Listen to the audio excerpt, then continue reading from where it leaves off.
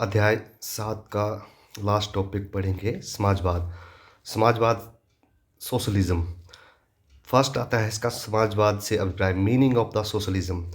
समाजवाद भी समाज में आर्थिक प्रणाली का वे रूप है जिसमें उत्पादन के सभी साधनों पर समाज का अधिकार होता है। अर्थात पूरे समाज में जितना भी कृषि उत्पादन हो, इंडस्ट्री हो, जिस भी चीज़ में उत्पादन होता है, जो व्यक्ति वस्तुएं उपभोग में लाता है, उन सभी के जो उत्पादन के साधन हैं उन पर जो है वो समाज का अधिकार होता है तथा सरकार द्वारा इन साधनों का प्रयोग इस प्रकार किया जाता है कि सभी व्यक्तियों को समान लाभ प्राप्त हो सके। अब इस प्रणाली में वस्तुओं तथा सेवाओं का उत्पादन कुछ एक व्यक्ति की मांग को पूरा करने के लिए नहीं, बल्कि सामाजिक भलाई के विचार से किया जाता है।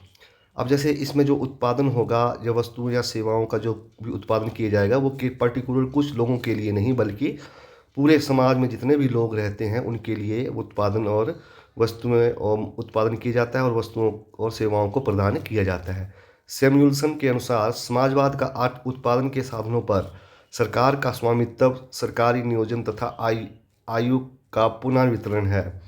इस अर्थव्यवस्था में आर्थिक प्रणाली में सभी आर्थिक क्रियाएं सरकारी नियंत्रण में होती हैं। लोगों को निवेश, उपभोग तथा उत्पादन करने की स्वतंत्रता नहीं होती तथा कीमत प्रणाली का कोई महत्व नहीं होता। बाजार में जितनी भी वस्तुएं आती हैं वो सरकार द्वारा उसकी कीमतें निर्धारित की जाती हैं। सभी कार्य सार्वजनिक क्षेत्र में ही चलाए जाते हैं। मतलब जितने भी कार्य होंगे सरकारी ऑफिस, सरकार का ही उन पर नियंत्रण होगा। मतलब जितना भी जैसे उद्योग होंगे, इंडस्ट्री होगी, एग्रीकल्चर होगा, कोल इंडस्ट्री होगी, जितने भी हमारे वर्तमान समय में जितनी भी सेवाएं होंगी वो सरकार ही उसको निर्धारित करेगी। बाजार में वस्तुओं की कीमतें सरकार द्वारा निर्धारित की जाती हैं। सभी कार्य सार्वजनिक क्षेत्र में ही चलाए जाते हैं। निजी संपत्ति लगभग समाप्त ही कर दी जाती है और आर्थिक कार्यों को चलाने के लिए लाभ कमाने का उद्देश्य नहीं, मतलब सामाजिक भलाई का उद्देश्य होता है। जितने भी आर्थिक कार्य किए जाते हैं उसमें जो है लाभ कमाना जो है मेन ऑब्जेक्टिव नहीं होता है, बल्कि सोशल रिफॉर्म्स होते हैं, सोशल वेलफेयर होते हैं। इस प्रकार की जो आर्थिक प्रणाली है वर्तमान समय में रूस, चीन, वियतनाम आदि देशों में पाई जाती है। अब इसकी फीचर्स क्या है, विशेषताएं सोशलिज्म की। नंबर 1, उत्पादन के साधनों पर सरकारी स्वामित्व, government ownership of factors of production. समाज के सभी महत्वपूर्ण उत्पादन के साधनों पर सरकार का स्वामित्व होता है। सार्वजनिक क्षेत्र के अधीन सभी आर्थिक क्रियाएं चलती हैं। उत्पादन, वितरण आदि के कार्य भी राज्य द्वारा ही चलाए जाते हैं। भूमि, खनिजों, उद्योग तथा यातायात के साधन सरकार के स्वामित्व के अधीन होते हैं। इस आर्थिक प्रणाली में उत्पादन का निजी क्षेत्र होता ही नहीं है। मतलब जितने भी भूमि, खनिज, उद्योग से संबंधित जितने भी काम होंगे वो सारी काम जो है वो सरकार के अधीन होंगे और इस प्रणाली में जो है वो प्राइवेट सेक्टर का बिल्कुल भी हाथ नहीं होता है। सेकंड आता है इकोनॉमिक प्लानिंग। इस प्रकार की अर्थव्यवस्था में केंद्रीय योजना आयोग आर्थिक लक्ष्यों को निर्धारित करता है और उन्हें प्राप्त करने का सुझाव भी सुझाता है। वे देश के साधनों के प्रयोग के लिए एक योजना तैयार करता है। इस प्रणाली में सभी आधारभूत निर्णय योजना अधिकारियों द्वारा ही लिए जाते हैं। सभी कार्यों की बनाई गई योजना के अनुसार ही कार्य चलाया जाता है और विभिन्न लक्ष्यों को प्राप्त किया जाता है। लैक ऑफ कंपटीशन, प्रतियोगिता की कमी। समाजवादी अर्थव्यवस्था में सरकार नियंत्रण में ही वस्तुओं का उत्पादन होता है, तो इसके कारण क्या होता है कि साधनों का दुरुपयोग नहीं होता है क्योंकि सरकार ही उत्पादक होती है, अतः किसी प्रकार की प्रतियोगिता का प्रश्न ही नहीं उठता है। किंतु कुछ देशों में अभी भी सरकारी इकाइयों में प्रतियोगिता को बढ़ावा दिया जा रहा है।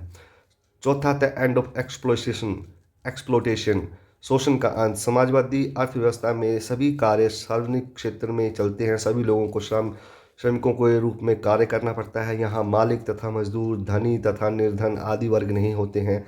ऐसा इसलिए होता है कि सभी साधनों का स्वामित्व जो है, सभी साधनों का जो ऑनर है वो सरकार ही होती है। एक व्यक्ति जो है दूसरे व्यक्ति का शोषण नहीं कर सकता है। यहाँ तो वर्ग रहित समाज होता है।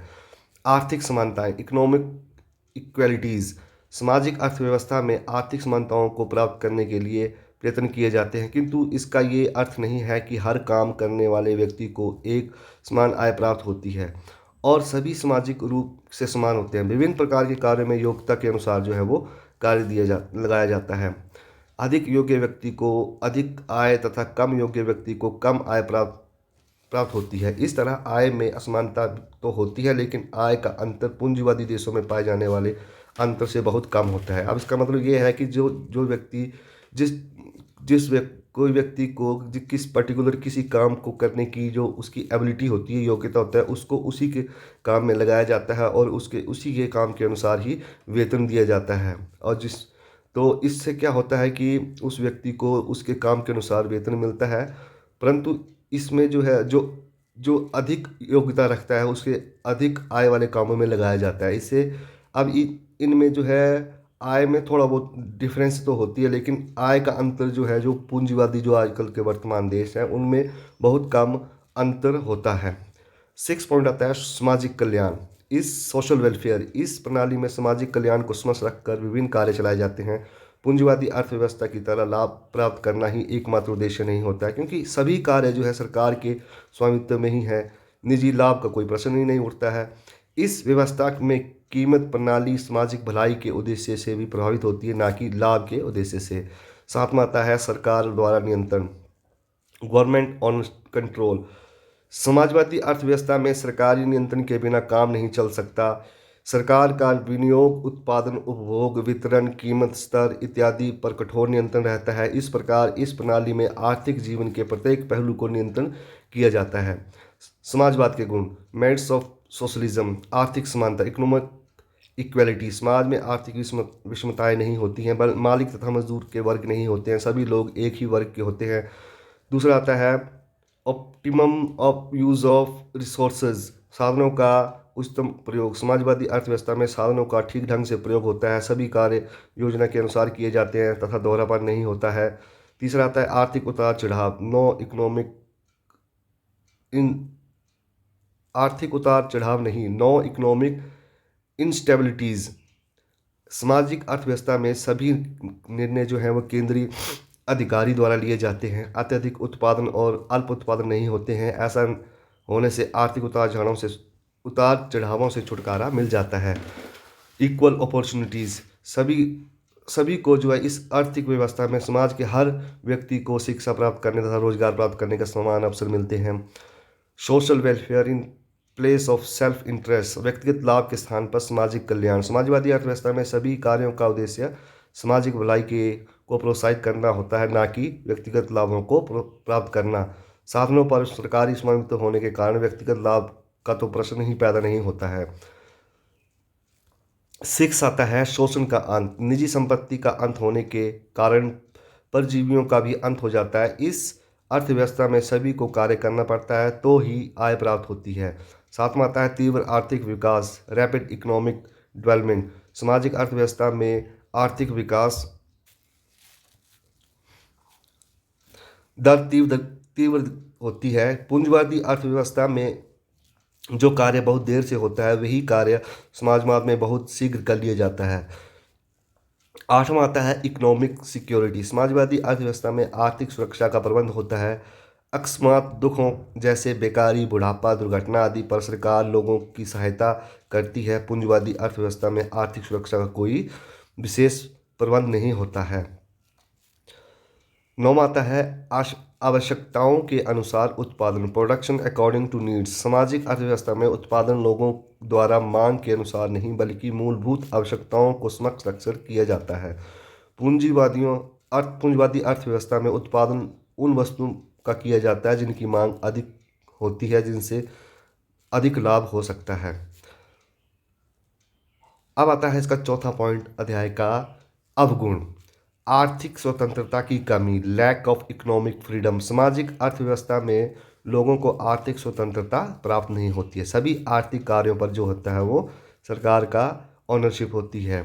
लोगों को सभी कार्य जो हैं सरकार के द्वारा बनाई गई योजना नीति के अनुसार ही करने पड़ते हैं। लोगों की व्यक्तिगत जो इच्छा है उसका कोई अर्थ नहीं होता है। दूसरा आता है विविधता का अभाव, लैक ऑफ वैरायटी। समाजवादी अर्थव्यवस्था में एक ही प्रकार की वस्तु का बहुत अधिक मात्रा में उत्पादन किया जाता है।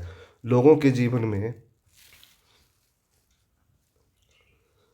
जीवन में विविधता की कमी होने के कारण लोगों की विभिन्न रुचियों की तृप्ति नहीं होती तथा उनका जीवन नीरस बन जाता है। तीसरा आता है प्रोत्साहन का ना होना, नो इंसेंटिव। सरकारी कार्यों में लगे लोगों को बंधा वेतन मिलता है तथा उन्हें अधिक काम करने पर कोई प्रोत्साहन नहीं मिलता है, जिससे उसकी कार्यकुशलता कम हो जाती है क्योंकि वे काम करने में कोई दिलचस्पी नहीं लेते। चौथा आता है उपभोगियों की इच्छाओं की अवहेलना। समाजवादी अर्थव्यवस्था में उपभोगियों की इच्छाओं की अवहेलना की जाती है। उत्पादन उन वस्तुओं का होता है जिन्हें सरकार ठीक मानती है, चाहे वे लोगों को पसंद आए या नहीं। इस प्रकार उपभोगी को एक दास बना दिया जाता है। पांचवा है कठोर तथा गैर लचीली अर्थव्यवस्था।